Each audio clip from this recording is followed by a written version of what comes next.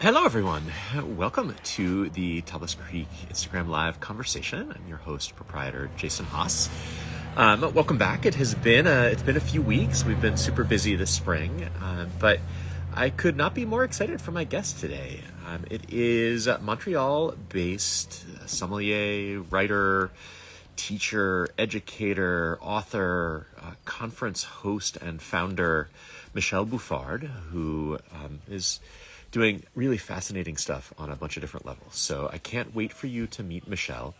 But as I always do, while we're waiting for people to join, I wanted to share a few pictures with what's going on here at the winery. So what do we have doing? So first of all, it is spectacularly beautiful in the vineyard. So it is. Let me do this. The skies are blue. It is getting to the point where it's real summer. The grapevines look incredibly green and healthy.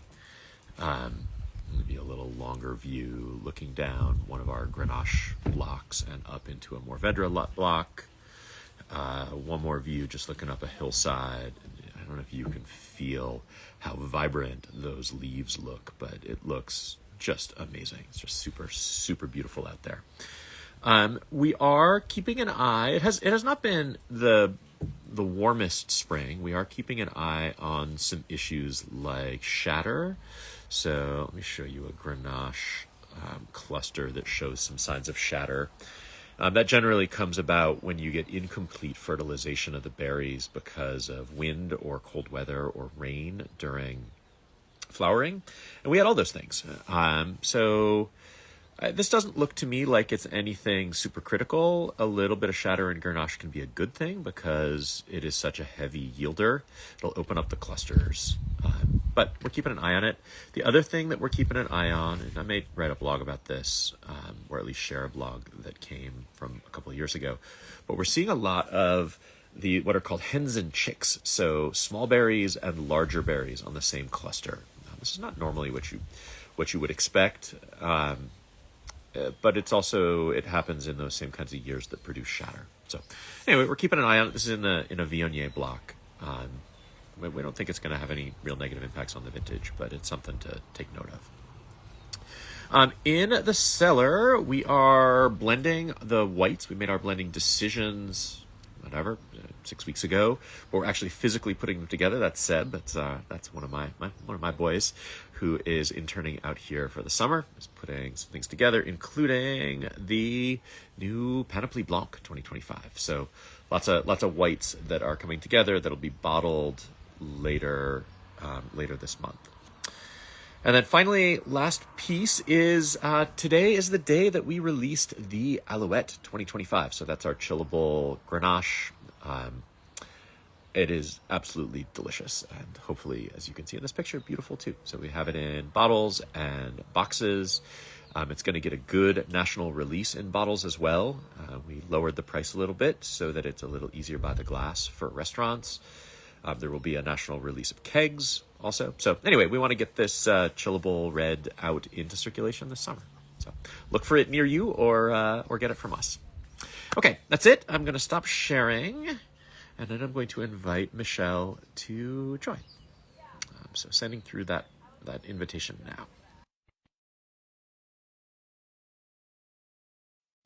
now. And hopefully this all works as smoothly as it did this morning. Amazing. It does. It works. I think my screen is still a bit flu. I don't know why. I dropped my phone on the ground, so I think I need your new phone.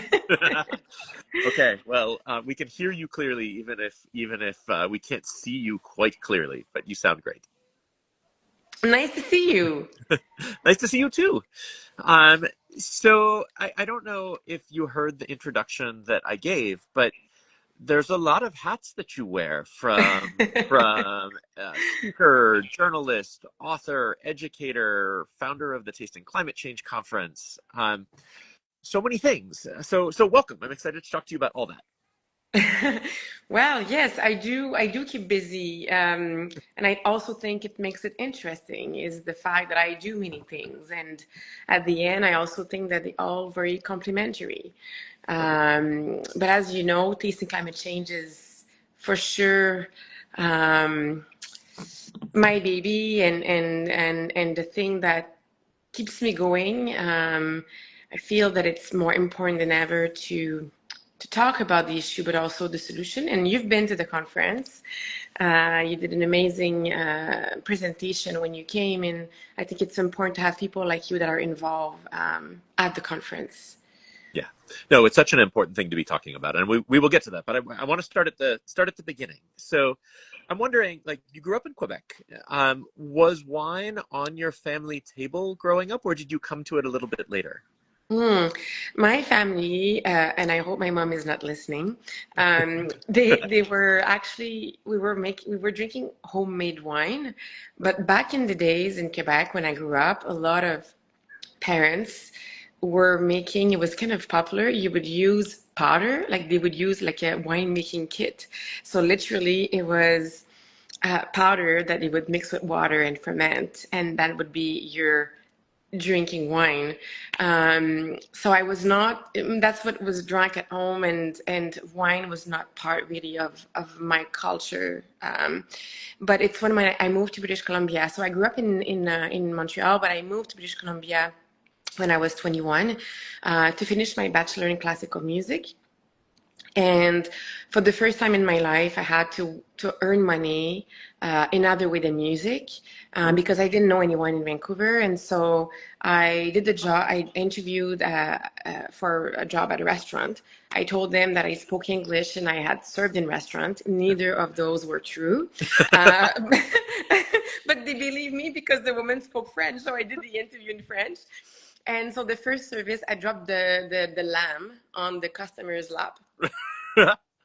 And it got better from there. And I think that's when I really got interested in wine and got exposed to wine. It was also at a time where the wines from British Columbia were really starting to be interesting. So to be able to go to wineries regularly and see it at first hand, I think contributed to my interest and also to from changing uh, studying music to studying wine.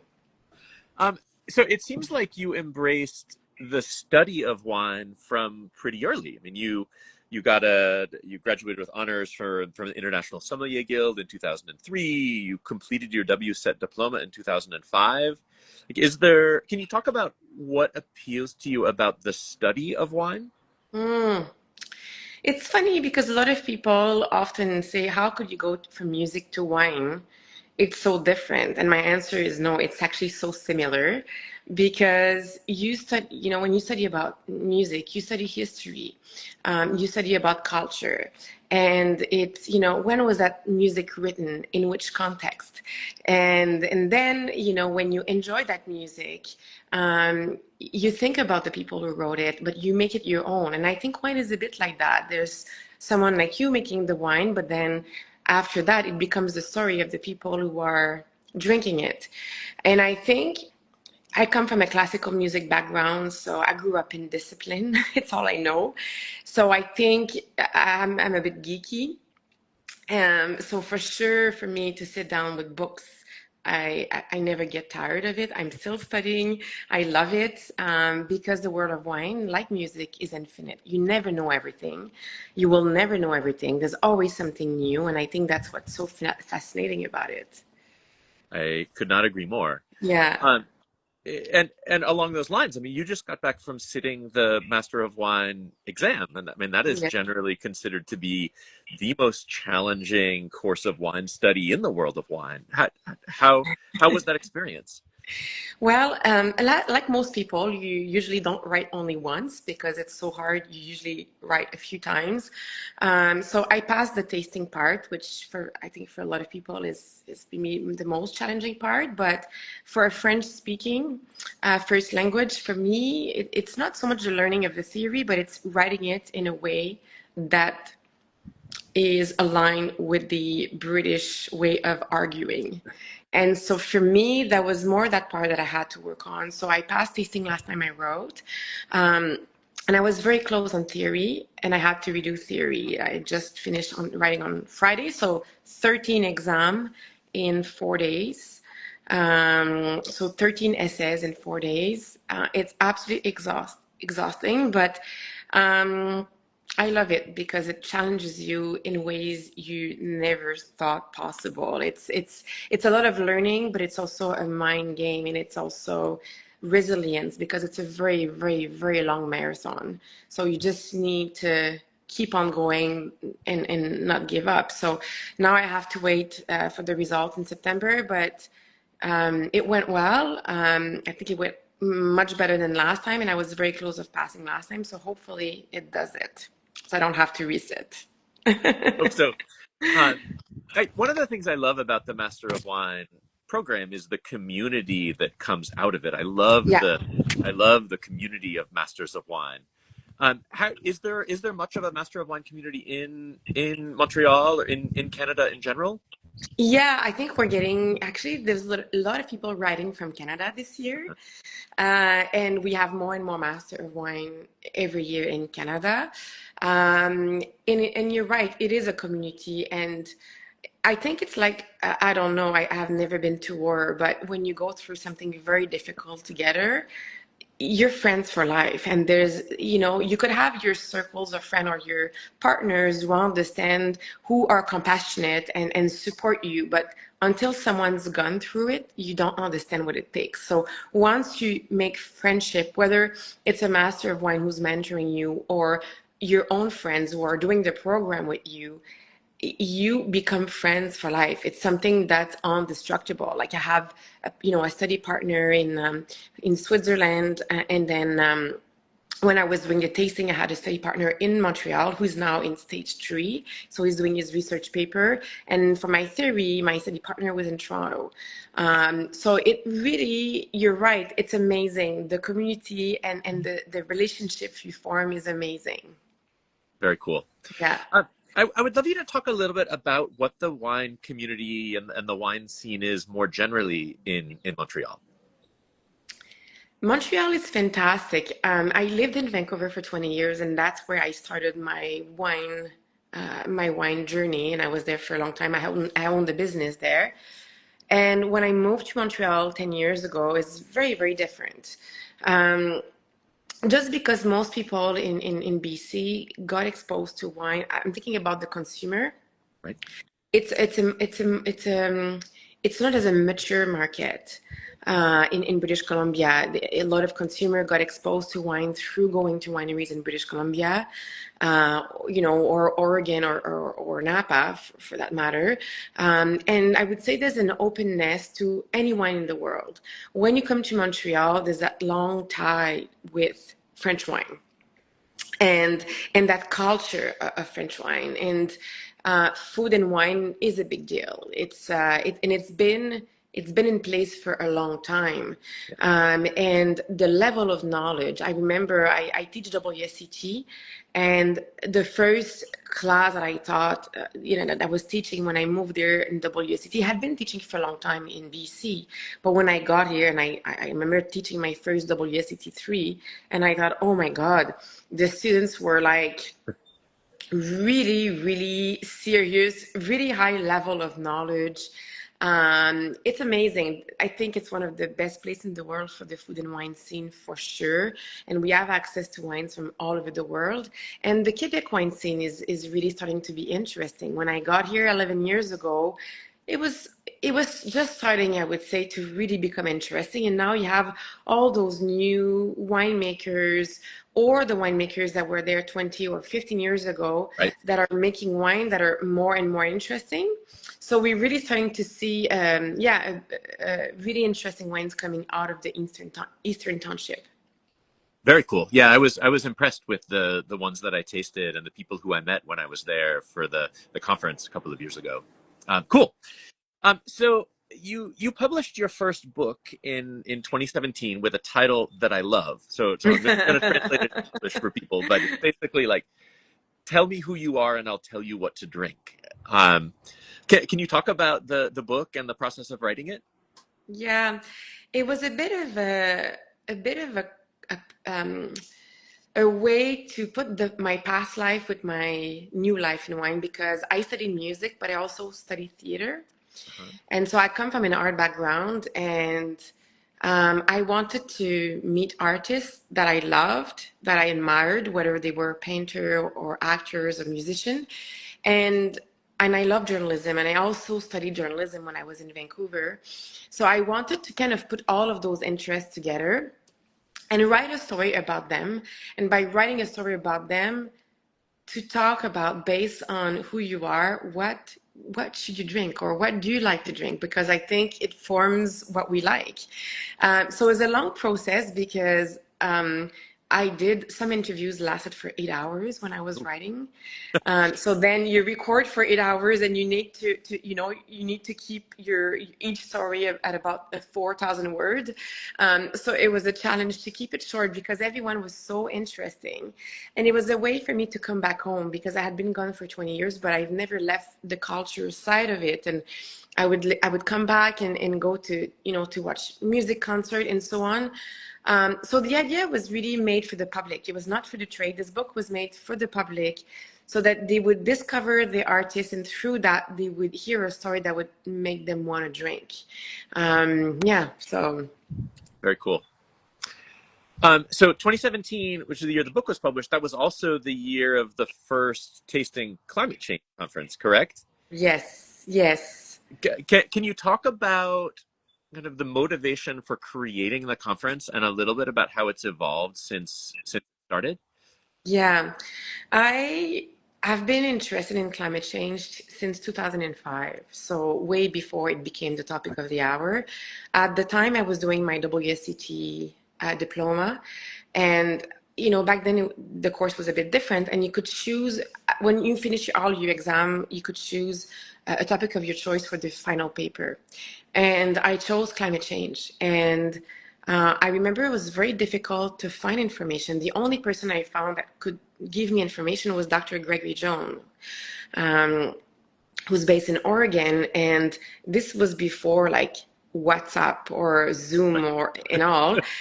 So he would literally send me some CD that he had recorded information on by mail, so that I could listen his science research on the CDs. And I did my paper on it, and I thought one day when I have more knowledge and more experience, I would like to do something about it, because I think it's going to become the biggest challenge ever that we face.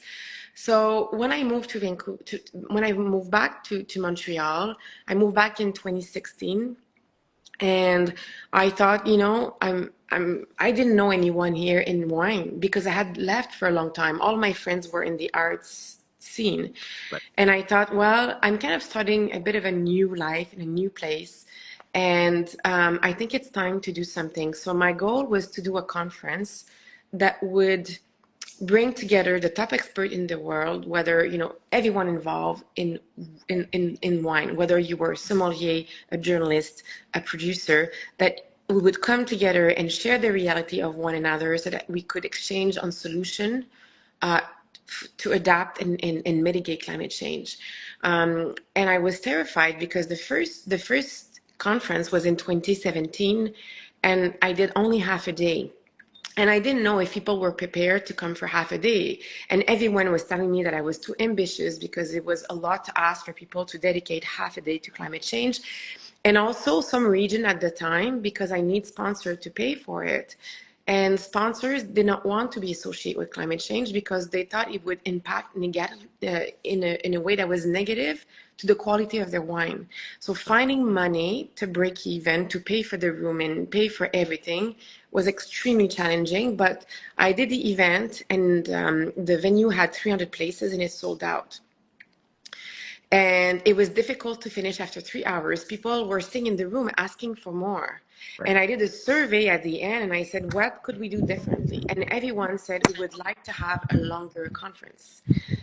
So then, it's every 2 years, and, it moved through in January 2026.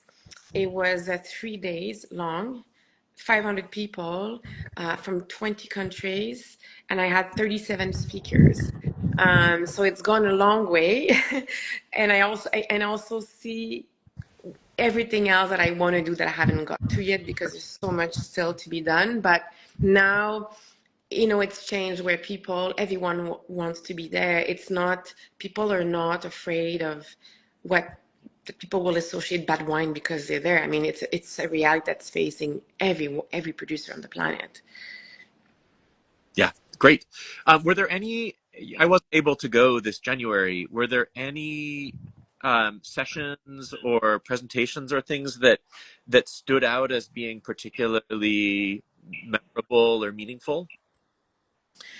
I think having Rosa Kruger in Montreal was very special. She's a viticulturist in South Africa. She consults for a lot of winery. Um, and I think in the context of climate change, we have to look at the resilience that countries like South Africa, have the resilience that they have, but also the solution that they had to use. And so Rosa was phenomenal because she talked about how you make most of the every single drop of water that falls in your ground. How do you capture that water? And she's really worked a lot with a key line design, which is a specific way to design your vineyard to make sure that you capture every single drop of water. And also talked a lot about old wine, right? What do old wine do, and what can old wine teach us for the future? We had Sarah Habott also with a panelist of producer who have old vine and talked about the resilience of old vine in the context of climate change, and also the care we have the care towards our employees, because they also are key for adaptation to climate change. So Rosa has a school in South Africa where she teaches people about viticulture so that they can be better equipped to ensure that the vineyards are tended in a way that are also resilient. So I think having Rosa there was incredibly special. But also we had, for example, Séverine Paint, who is from British Columbia, and it was quite emotional because some of you might be aware, but in 2024, BC wine producer lost over 97% of the production because they had a big frost in the winter, and they did not make any wine. So they had purchased grape from California, from Oregon, in order to make wine. And so to have a producer like that talked about the resilience, that are seeing at first hand the outcome of climate change when you lose completely your production, Right. and the mental health, right, that you go through when you lose your entire production. Will you survive financially? Will you be able to keep your employee for next year? Will Right. will your vineyard, what do you do if you replant your land? Will you go through the same thing again in the future? So to sometimes I think climate change, I think for people it feels far away just because it hasn't hit you in a way you think it can. But when you see people going through it live, it really resonates with people, and I think it makes you want to do something for sure. Yeah, I think that's so important. Climate change is also the subtext, at least, of your most recent book that you co-authored, which again translated into English, the title is "Which Wine for Tomorrow." Um, Yes. can you talk about that book? Yeah, so so my second conference in Montreal was in 2019. I invited Jérémy Courkingman that I co-wrote the book with. He's a master wine based in Paris.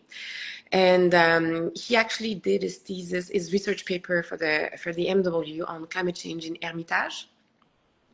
So we had connected through his work, but he also became my mentor for the MW program.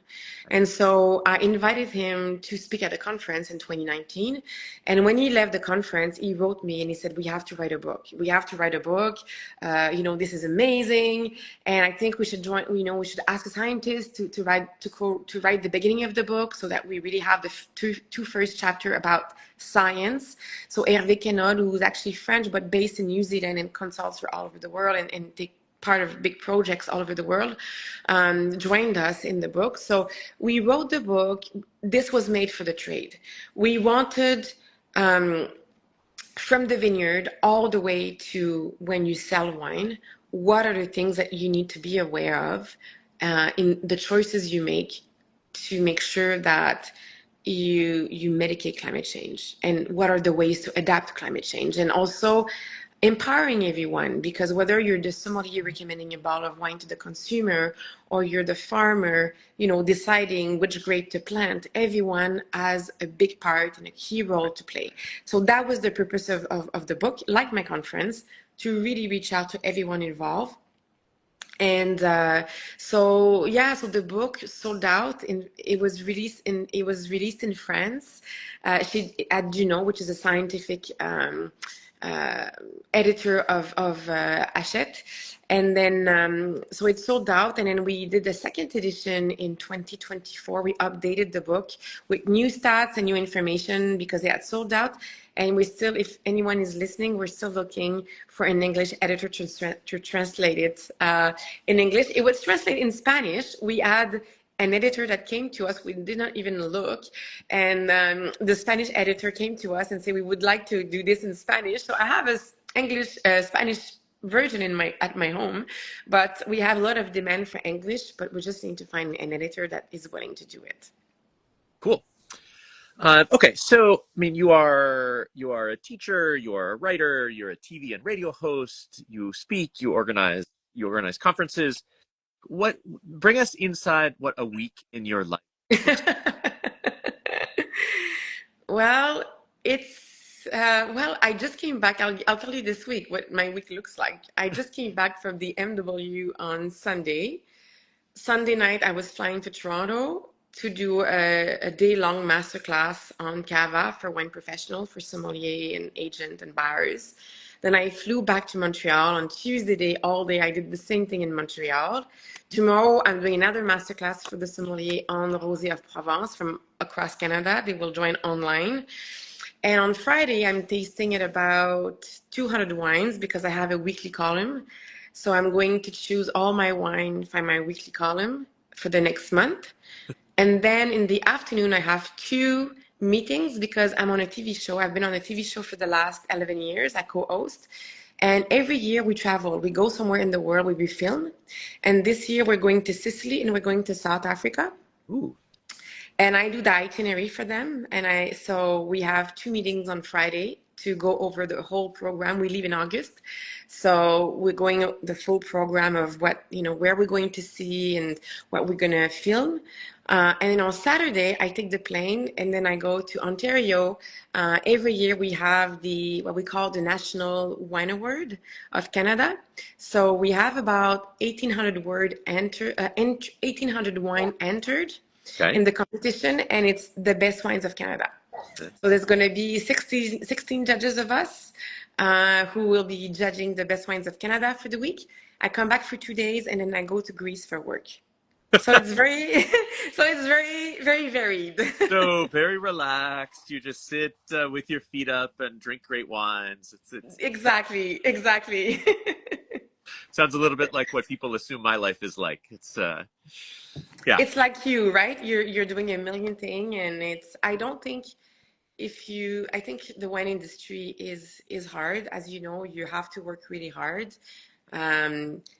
Most people don't do it for the money. You do it because it's a passion, and it's so rich. It gives you so much back because it's just so varied, all the things that you can do. I couldn't agree more. Always when I talk to people about what it is that I love about what I do, it is the fact that, like, one day I might be doing this, the next day last week I was in the Boston market hosting events and working with our distributors, and I could be sitting in the cellar for a day tasting wines. I could be out in the vineyard, which I was yesterday. I could be showing someone around. I have a writer coming out tomorrow who I'm showing around. It's always something new.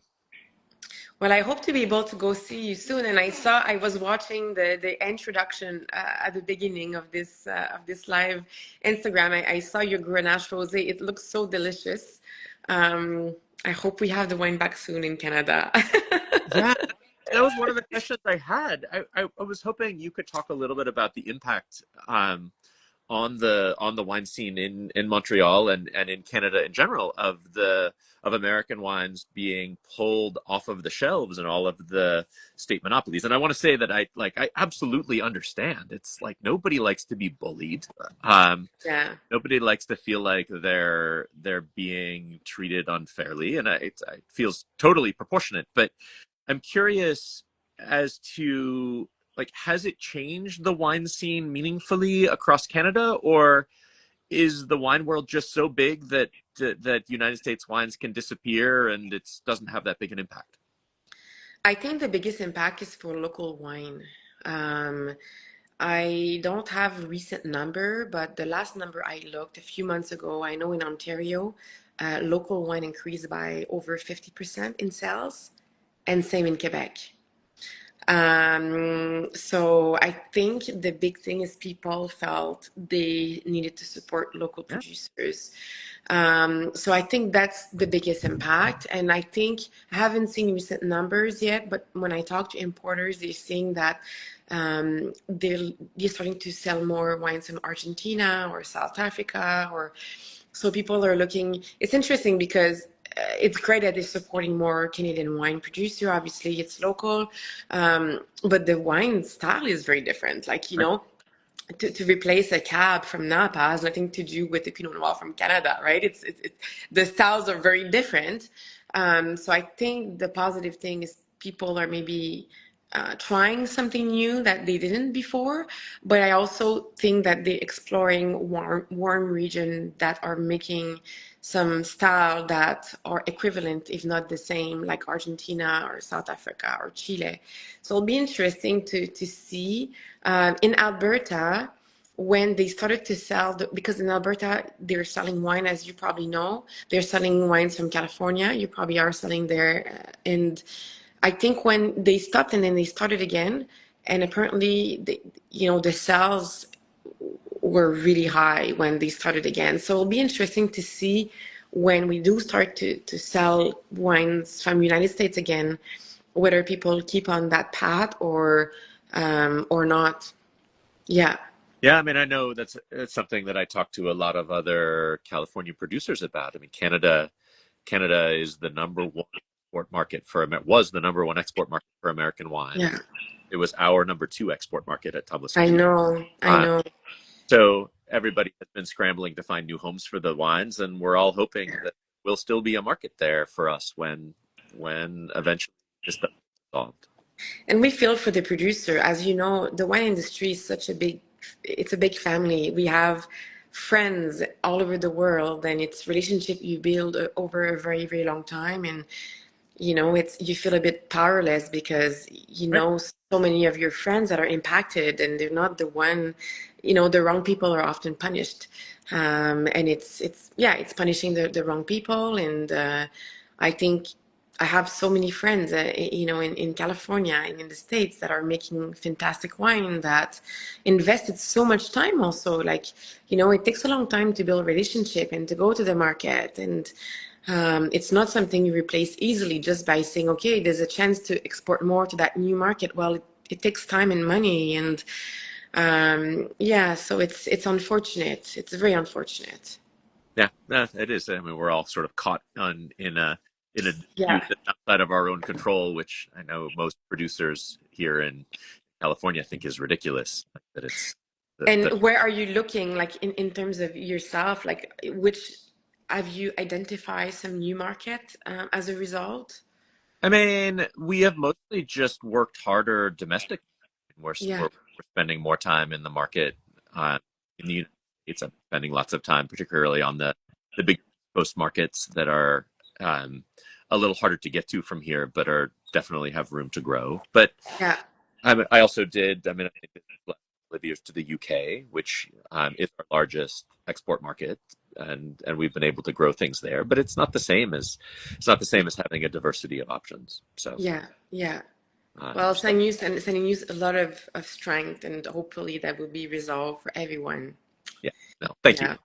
This is again, it's something that we all hope is resolved sooner than later because it Yes. seems like such a conflict that has really only hurt ourselves. So, Yeah. Yeah. um, Okay, one last question. What's next for you? Are there any new projects that you're working on that you can share, or any new things that you've started that you're particularly excited to talk about? I think I was waiting for the MW exam to be over, and then I am working on two projects in regard to climate change that I cannot reveal yet. Um, and part of it is one of the project is to attach other things to the big conference. So the conference is every year there's something new that I add.